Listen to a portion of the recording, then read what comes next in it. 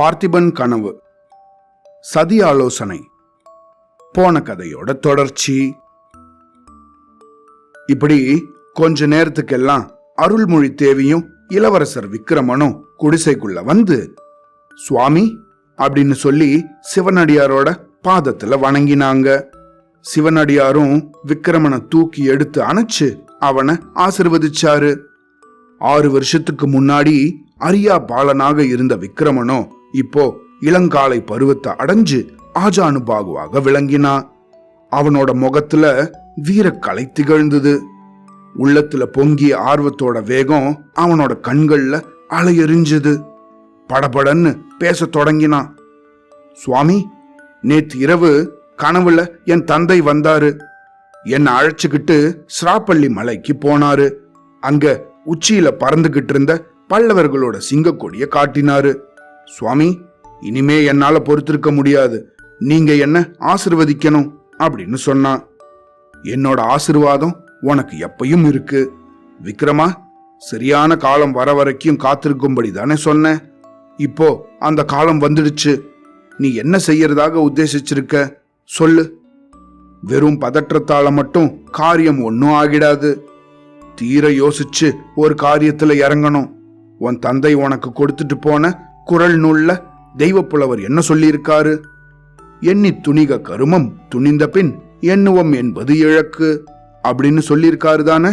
இத நீனு எப்பயும் ஞாபகத்துல வச்சுக்கணும். ஆமா சுவாமி, எண்ணிதான் துணிஞ்சிருக்கேன்.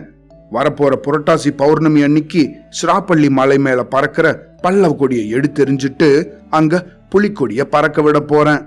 யார் என்ன சொன்னாலும் இந்த தீர்மானத்திலிருந்து நான் மாத்திக்கவே போறதில்ல அப்படின்னு சொன்னான் விக்ரமன். ரொம்ப சந்தோஷம் விக்ரமா. உன் தீர்மானத்தை மாத்திக்கொள்ளும்படி நான் சொல்ல போறது கிடையாது. இந்த நாள் எப்ப வரப்போறதுன்னு தான் நான் காத்துக்கிட்டு இருந்தேன்.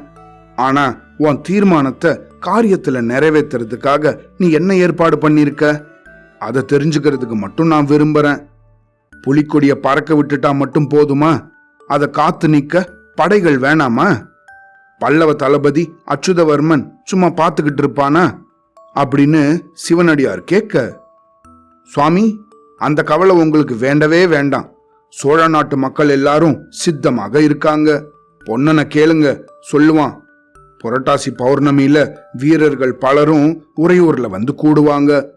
புலிக்கொடி உயர்ந்ததும் அவங்கெல்லாம் என்னோட படையில பகிரங்கமாக சேர்ந்துடுவாங்க. உறையூர்ல இருக்கிற பல்லவ சைன்யத்தை சின்ன பின்னம் செஞ்சு அச்சுதவர்மனையும் சிறை பிடிச்சிடுவோம். இந்த அபாயகரமான முயற்சியில உனக்கு யார் ஒத்தாசை செய்யறாங்க விக்ரமா? யார் உனக்காக படை திரட்டுறாங்க? நீயே வசந்த மாளிகையை விட்டு இதுவரைக்கும் வெளியே போனதே கிடையாதே அப்படின்னு சிவனடியார் கேட்க, என் சித்தப்பா மாரப்ப பூபதி தான் எல்லா ஏற்பாடுகளும் செய்யறாரு சுவாமி. அவர் ரகசியமாக ஒரு பெரிய படையை திரட்டி வச்சிருக்காரு. இப்படி விக்ரமனோ மாரப்ப பூபதி அப்படின்னு சொன்னதும் சிவனடியாரோட முகம் அப்படியே கருத்துது. அவரோ விக்ரமனை நடுவுல நிறுத்தி, யாரு? மாரப்ப பூபதியா? அவனா இதெல்லாம் செய்யறான்? அவங்கிட்ட உன்னோட உத்தேசத்தை நீ எப்ப சொன்ன அப்படின்னு கேட்டாரு.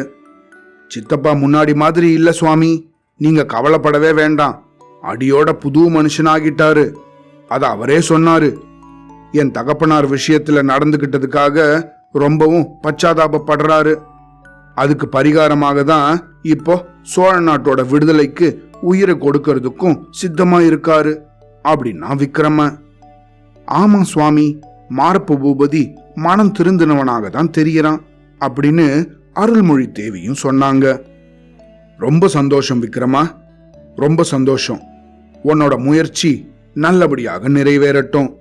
சேனாதிபதியான கார்த்திகேயர் உன்னை காத்து நிக்கட்டும். உன் தோள்களுக்கும் வாள்களுக்கும் பராசக்தி பலம் அளிக்கட்டும். அவசியமான சமயத்துல மறுபடியும் நான் வருவேன். இப்ப போயிட்டு வரேன் அப்படின்னு சிவனடியார் எழுந்தாரு. சுவாமி, என் சித்தப்பா இப்ப வரதாக சொல்லியிருக்காரே, அவரு உங்களை பார்க்க ரொம்ப ஆவலாக இருக்காரு. நீங்க கொஞ்சம் பொறுத்திருந்து போகணும் சுவாமி அப்படின்னு கேட்டான் விக்ரமன்.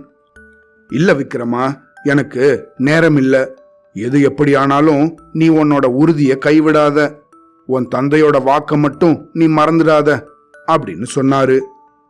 அருள்மொழி தேவியும் அப்ப பொன்னனை பார்த்து, பொன்னா, இளவரசர் அழைச்சுக்கிட்டு நீ படகுக்கு போ, இதோ நான் வந்துடுறேன் அப்படின்னு சொல்ல பொன்னனும் விக்ரமனை உடனே கூட்டிகிட்டு போனான். அப்படி இவங்க 2 பேரும் போனதும் அருள்மொழி தேவியோ சிவனடியாரோட பாதத்துல நமஸ்கரிச்சு அந்த பாதங்களை அப்படியே பிடிச்சவளாக, சுவாமி, நீங்க யாரோ எனக்கு தெரியாது. உங்களை பத்தி என்னவில்லாமோ நான் சந்தேகப்பட்டிருக்கேன். ஆனா நீங்க எங்களோட நன்மையை நாடுறவர் அப்படிங்கறத மட்டும் நான் சந்தேகப்பட்டது கிடையாது. ஆனா உங்களை யாருன்னு தெரிஞ்சுக்கவும் நான் ஆசைப்படல. நீங்க யாரா இருந்தாலும் சரி, எனக்கு ஒரே ஒரு வரம் தரணும். எனக்கு உங்களை தவிர வேற யாரும் கிடையாது அப்படின்னு அருள்மொழி தேவி சொல்ல சிவனடியாரோட கண்கள்ல கண்ணீர் துளிர்க்க ஆரம்பிச்சுது. என்னால முடிகிற காரியமாக இருந்தா கட்டாயம் செய்யறேம்மா, கேளும்மா அப்படின்னு சொன்னாரு. நீங்களோ ஒரு மகான், உங்களால முடியாத காரியம் எதுவுமே இருக்க முடியாது. வேற என்ன நான் கேட்க போறேன்? என் பிள்ளையோட உயிரை நீங்க காப்பாத்தி தரணும் சுவாமி. இவன் இப்ப செய்ய போற காரியம் வெற்றி பெறும்னு எனக்கு கொஞ்சம் கூட நம்பிக்கை இல்லை. மகா சக்தி வாய்ந்த பல்லவ சக்கரவர்த்தியை எதிர்த்து இளம் பிள்ளையால என்ன செய்ய முடியும்? எல்லாம் தெரிஞ்ச நீங்களும் இந்த காரியத்துல இவனை ஏவி விட்டுருக்கீங்களே. உங்களோட நோக்கம் என்னவோ எனக்கு தெரியாது சுவாமி. என்னவா இருந்தாலும் அவனோட உயிரை மட்டும் நீங்க காப்பாத்தி கொடுக்கணும். அந்த பொறுப்பு உங்களோடது அப்படின்னு ராணி தழுதழுத்த குரல்ல சொன்னா. உயிரை காப்பாத்துற சக்தி வாய்ந்தவர் கடவுள் ஒருத்தர் தான்மா. ஆனாலும் உனக்கு ஒரு உறுதி சொல்றேன். விக்ரமனோட வீர தந்தையின் ஆத்மா அவனோட பக்கத்திலே இருந்து அவனை காப்பாத்தும். நீ கவலைப்படாத, எழுந்துரு அப்படின்னு சொன்னாரு. அதே சமயம் மேற்கு திசையில தூரத்துல குதிரையோட குளம்படி சத்தம் கேட்கவே சிவனடியாரோ விரைவாக விடை பெற்றுக்கிட்டு கிழக்கு திசையை நோக்கி போனாரு. சிவனடியார் கிளம்பின கொஞ்ச நேரத்துக்கெல்லாம் மாரப்ப பூபதியோ குதிரை மேலேந்து வந்து இறங்கினா. உடனே, விக்ரமா, சிவனடியார் வரப்போறான்னு சொன்னையே, வந்துட்டாரா அப்படின்னு கேட்டான். இப்பதான் போனார் சித்தப்பா, கிளம்பி கொஞ்ச நிமிஷம் கூட ஆகல.